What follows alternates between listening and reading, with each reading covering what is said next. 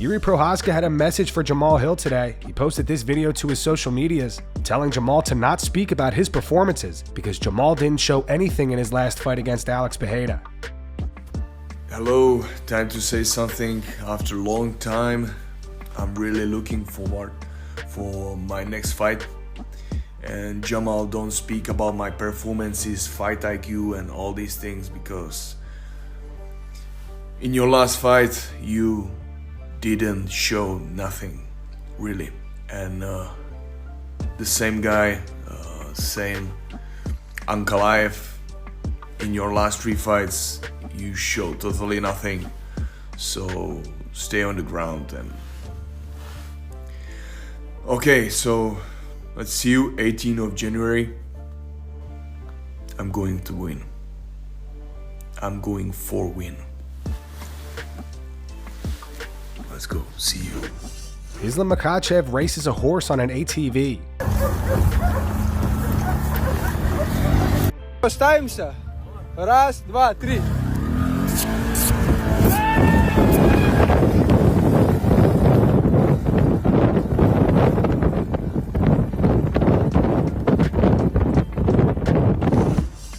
Aljamain Sterling responds to the notion that Merab is ducking Umar Nurmagomedov. Aljo thinks it makes sense for Merab to fight Petr Yan next after his unanimous decision win over Deiveson Figueiredo over the weekend. I know the hot take right now is, should Petr Yan get a rematch against Merab? And in my book, him after he lost to me, O'Malley, then Merab, right? In that order? And then he didn't fight for a while. Yeah. But then when he fought, he came back. Who did he fight his first fight back? Song was Song it? Yadong. That was his first fight back? I believe so, yeah. Oh, so that's a hard one to come back from. Yeah. So he beat Song. So it was a good fight to see where he's actually at. That's why I would have really liked to see him versus Umar or whatever. We'll get into that. But he beat Song, very dangerous guy. Then he beat a guy who's on a 3-fight win streak, who was also a former champion.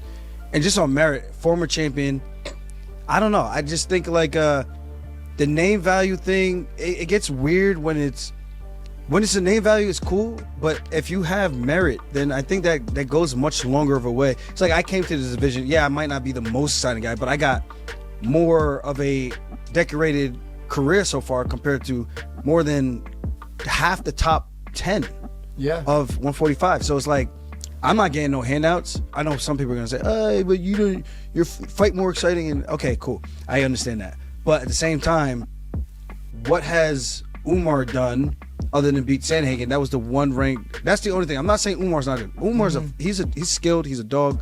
I don't even know if he's a dog yet, to be honest, because he hasn't really gotten to a dog fight, right? He only beat one guy. I think that was way more dominant than Umar's performance over Sandhagen. And Yan beat Sandhagen. So it's like, I don't know. Like, I know you can't do MMA math, but in terms of notoriety, then technically Yan should jump both of them to be #1 as a contender.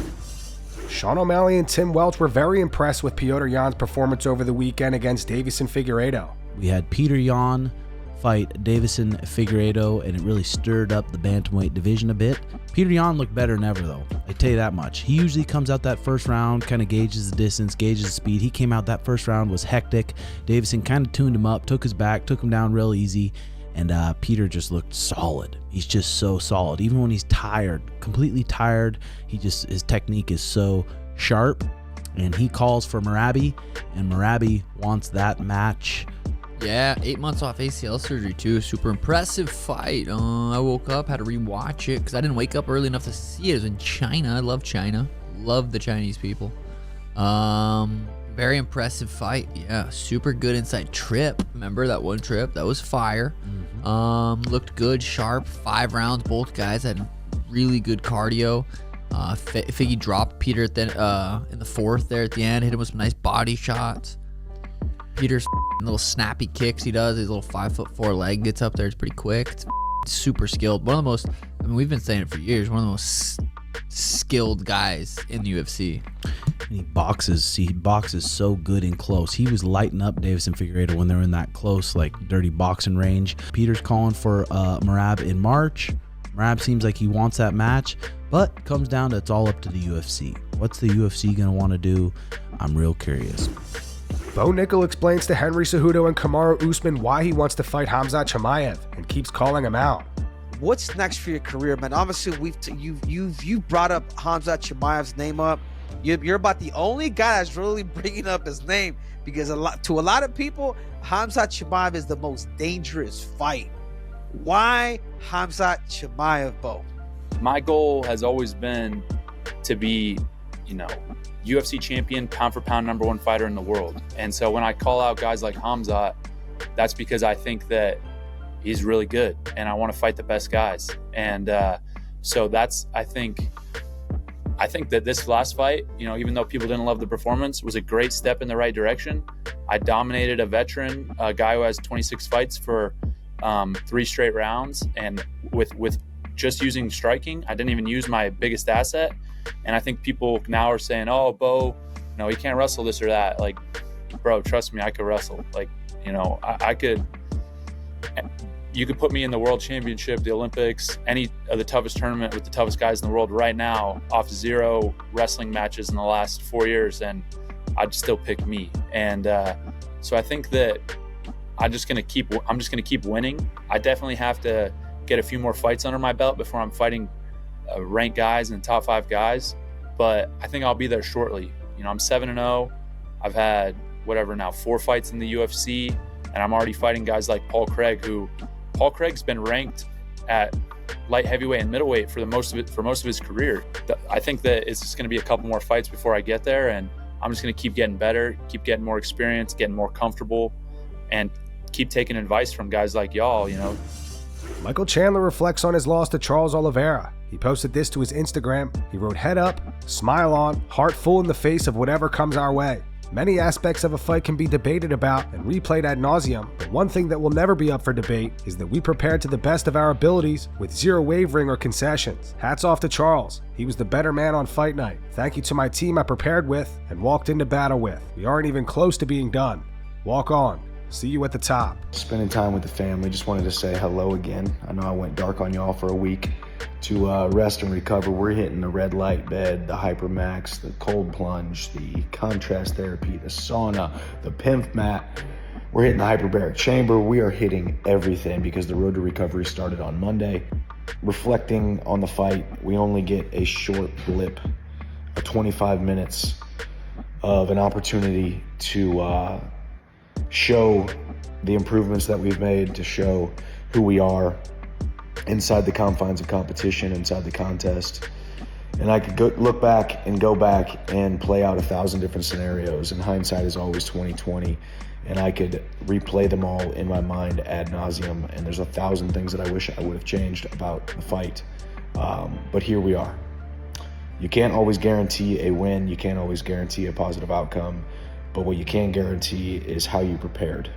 And I can tell you right now, I was the most prepared I've ever been for a fight. And I wasn't able to get the job done. Charles was the better man.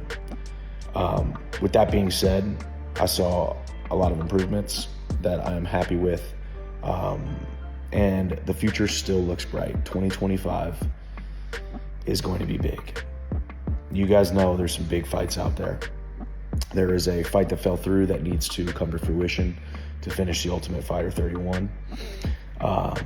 You've got other guys saying my name, other guys who are interested in the fight, and you've got the fans reeling because there is nobody else that will bring the type of passion, violence, speed, mixtures of emotions, the dichotomy of emotions, all the way from one end of the spectrum all the way to the other. The ups and the downs keep you on the edge of your seat, keeping you thanking God above that you bought the pay-per-view or you showed up to the arena. There's only one man that can do that.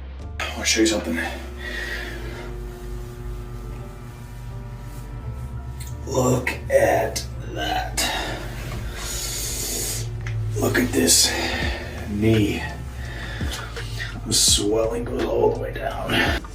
John McCarthy believes Michael Chandler is on the same path as Tony Ferguson. On the Weighing In podcast, Big John said Michael Chandler has hit Tony Ferguson status. Just being honest. Absolutely. Who's he going to beat? He looked slow. You cannot look slow in the lightweight division. You're going to die. And he got out-wrestled by a jiu-jitsu guy. Dustin doesn't want to fight him again because of the same things that he ended up doing in the Oliveira fight. Now, I always sit there and say, if you're not cheating, you're not trying. But don't sit there and tell me that he didn't hit him to the back of the head. I don't give a if your fist is going on the other side of his ear. When your forearm is hitting him to the back of the head, it's the back of the head. I'm not saying he's got 7 losses in a row like Ferguson. I'm saying he's on the same path as Tony Ferguson. Tim Welch discusses how Bo Nickal would match up against Khamzat Chimaev. On his YouTube channel, Tim says he doesn't think Bo could beat Khamzat now, but in a few years it may be a different story.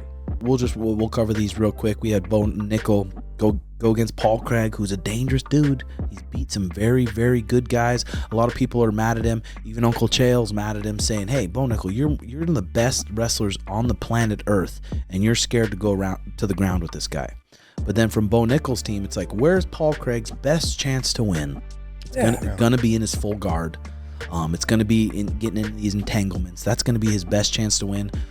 So, I mean, everyone's hating on it so bad. Even DC's like, oh, Bo Nickal's gonna have nothing for Khamzat. And I kind of see what he means. I mean, Khamzat's striking is very, slick. He's got good boxing. He's got a good right hand. He's very slick. And I don't think right now Bo Nickal's a one to beat a guy like Khamzat. But give him a year, give him 2 years, just develop his striking, get some more combos that he's really confident with, and I look forward to that fight. I think his power too will develop more and more. I think out of that fight, he probably got a lot of growth, going 15 minutes on his feet with this guy who's been in it for a long time. Robert Whittaker reveals he got his bottom teeth removed after his loss to Khamzat Chimaev. It's like the fear of hurting my bottom teeth, of them moving, because they've always been crap. Like, yeah. I haven't been able to bite down on like an apple since I was 19, right? That's crazy. Like, they've always been bad, and yeah, I don't know what I should have dealt with them. So you've just gotten rid of them now. They're just gone. Yeah, they're just gone. Like, they just don't need them. I assume at some stage. Fun fact though, when they took them out, they found a massive cyst in my jaw. What? Because apparently, and they think that might have been where the infections were coming from for the teeth. Jesus. First time, so. Khamzat Chimaev says he actually felt bad for Rob. He says that he tried to find him after the fight to shake his hand. Khamzat said in the last fight, I already knew that something was broke. I heard something crunch. I felt sorry for the guy. Now he needs to be repaired. I didn't see him, but I wanted to. My team tried to find him. We wanted to shake his hand, but we couldn't find him. Conor McGregor released a statement last night regarding being found liable for sexual assault. He posted this to X. He wrote, people want to hear from me. I needed time. I know I made mistakes. 6 years ago, I should have never responded to her outreaches. I should have shut the party down. I should have never stepped out on the woman I love the most in the world. That's all on me. As much as I regret it, everything that happened that night was consensual, and all the witnesses present swore to that under oath. I've instructed my legal team to appeal the decision. I can't go back, and I will move forward. I'm beyond grateful to my family, friends, and supporters all over the world who have stayed by my side. That's it. No more. Getting back to the gym, the fight game awaits. Now, we got some more news regarding this situation. Several large retail chains have announced that they will no longer stock Proper 12 due to its association with Conor, including Ireland's largest grocery distributor, Musgraves. On top of that, the owners of Proper 12 have announced that they will no longer be using Conor to market the whiskey. They released a statement saying since 2021, Proximo Sports has been the 100% owner of Proper No. 12 Irish whiskey. Going forward, we do not plan to use Mr. McGregor's name and likeness in the marketing of the brand. And that's going to wrap it up for the news. Thanks for watching. For daily MMA news and content, subscribe to Full Mount MMA and click the bell icon to be notified when we post videos. Here are the 3 top comments from last video. The first one says, I don't see Leon getting that belt back. The second one's from Matthew. It's in reference to Tom Aspinall and John Jones claiming they're in negotiations with the UFC. It says negotiations mean nothing until they both walk out. I won't believe it. And the final one's in reference to the footage of Mike Perry with the fan. It says that dude is lucky Mike Perry didn't KO him. You never know with Perry. Those were the 3 top comments from last video. If you want to be featured in the next one, all you have to do is comment down below. And if you missed yesterday's news, click the video on screen right now to get caught up.